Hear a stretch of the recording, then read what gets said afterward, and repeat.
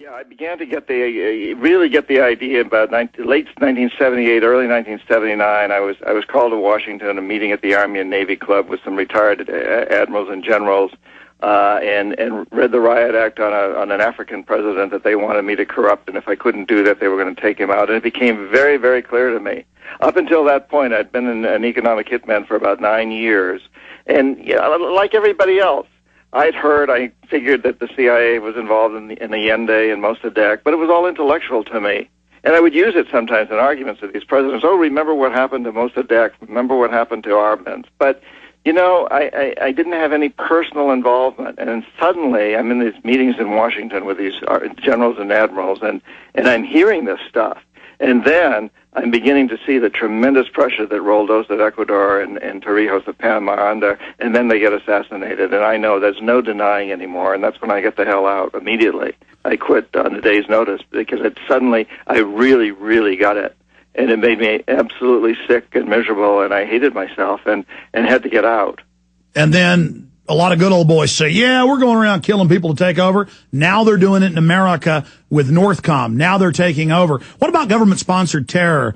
We know they've done that many times, the Tonkin incident, the Liberty, and others. 9/11, other events. Came out, Cy Hirsch reported Cheney wanted to attack our own ships, but it got vetoed. What about government-sponsored terror? I mean, these generals are getting pretty ruthless. Well, look at the general that has just been given command of Afghanistan. I guess he hasn't been approved yet, but the one that's been proposed from Special Forces, Special Operations, he's on record of having been involved in the torture in these places and also having given the command to have people around the world assassinated, what we call terrorists assassinated.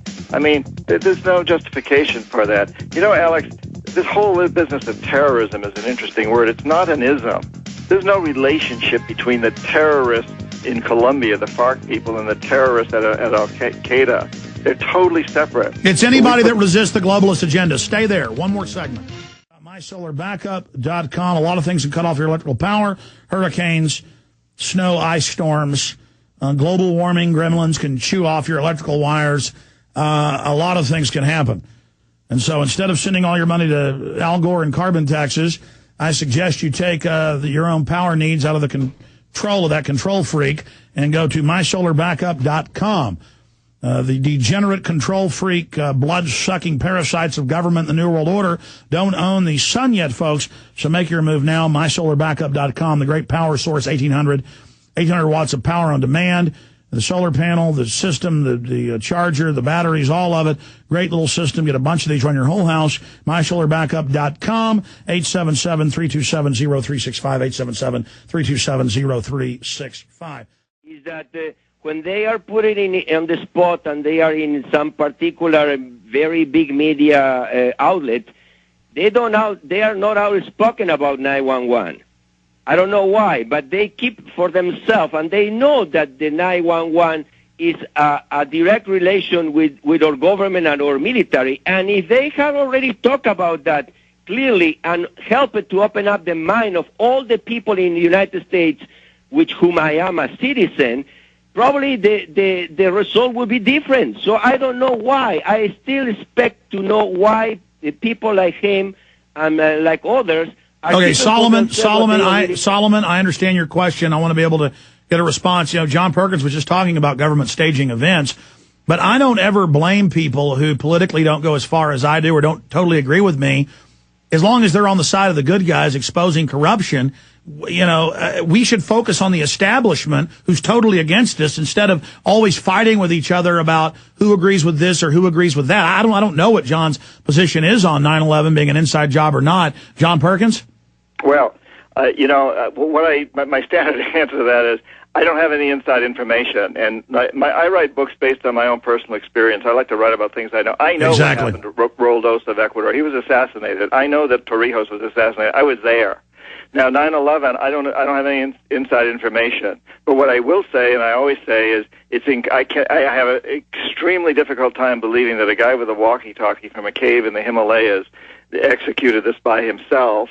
I don't understand why the Pentagon had a hole blown in it and no heads rolled, no generals lost their jobs, no videos ever been produced to show anything. I think it's extremely suspect. I can't, it's really hard to believe that anything like that happened without inside help. But I can't say that from a position of having any personal knowledge. That's why Absolutely. You choose to go off what you know, and you went to the big military, and you've named the generals and people in your book, and you've had a lot of courage, and we appreciate you. Let's take another call. Julio, quick question from Illinois. Go ahead. Hey, guys, how are you? Alex, first-time caller. I appreciate your work. I saw the Obama deception. I love it. And, John, thanks for what you're doing. I saw the Second Zeitgeist. I realize your work and what you have done, and thank you for informing us, the American people, about what you've done. My question to you, John, is what's going on right now in Afghanistan and Iraq and in Iran? Do you think that we have economic hitmen going to Iran, going to Afghanistan, and trying to bribe them before they bring in the jackals, as you mentioned, and our military into... All right, we'll get that answer on the other side. We got 2 minutes left with him. He's got another interview coming up. Quick break. Come back with 2 or 3 minutes with John Perkins. Confessions of an Economic Hitman. We'll get his answer on the other side. I mean, I'll go ahead and steal the thunder. It's on record. They've got not just money in Iran. They're staging terror attacks there publicly, and Iran sits there and takes it. But we'll get John Perkins' take on that on the other side. JohnPerkins.org, Infowars.com. Do you understand how dark it is? How far down the line we are? How late it is? Again, get on his free mailing list at johnperkins.org to find out the latest when his new book, Hoodwink, is coming out exactly, he says, in November. And just really excited to have John Perkins back up with us. Hopefully he'll come back in the next few months because this economic crisis is so serious. We went to break earlier. I never asked that question, or I never got the answer to it. So in closing, answer the fellow's question about are there economic hitmen in Iraq and Iran? And then the final point is, do we, in your opinion, have a chance to beat these people? And first question, lots of economic hitmen and jackals in Iraq, Iran, Afghanistan, Pakistan. I know some of them. I'm in communication with some of them. But assassins and economic hitmen both doing our dirty work over there. And yes, I think we have an incredibly good chance of getting rid of this, of turning this whole thing around, Alex. That's what my new book coming out in November is about. And again, if people go to johnperkins.org and sign up for my newsletter, we'll be announcing the time of that book. The working title is Hoodwinked. And it really gets into this, that I think we are at a threshold in human history right now where things are in such entropy that we're going to come out of this either under a terrible dictatorship, the most global dictatorship ever in our history, or we're going to come out on top, and I'm fighting for us coming out on top. And I think we all need to get in there together. We have tremendous power as individuals, perhaps more now than ever, because in essence, this new empire is being created through economics, through the way we shop, through the way we live, through the people we watch on television, through the messages we listen to on radio and television. There's a classic struggle going on right now. So it's insidious that it's not an open military threat, and that's its strong suit, but it's also its Achilles heel because we have inherent power in the system. So you're saying you believe they are overplaying their hand and we've got a good chance on bringing this dragon down? I think they have overplayed their hand. I mean, that's what, there's a huge revolution going on in Latin America. 10 countries representing more than 80% of the population of South America have voted in very left-leaning, liberal, progressive, whatever you want to call it, presidents that are saying no to this. And I think in our last election, when we elected Obama, we said no. Whether Obama's going to go along with that or not is another question, but I think that's the symbolism, that's the message that was sent. People are waking up. They woke up big time in Latin America. They're waking up in the Middle East. And I think we've woken up here, but we need to keep waking up wider and wider and taking more action and not expect that Obama's going to do it for us. We have to do it. We didn't end slavery in this country because Abraham Lincoln found himself in the White House. We pushed and pushed, and we elected a man who we knew was going to end slavery. Women didn't get the right to vote because Woodrow Wilson was for women's suffrage. He wasn't.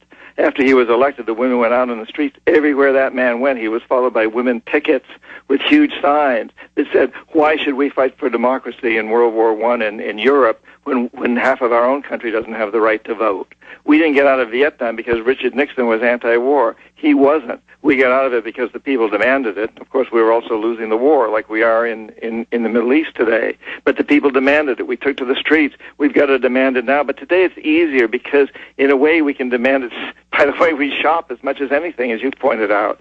We have tremendous control.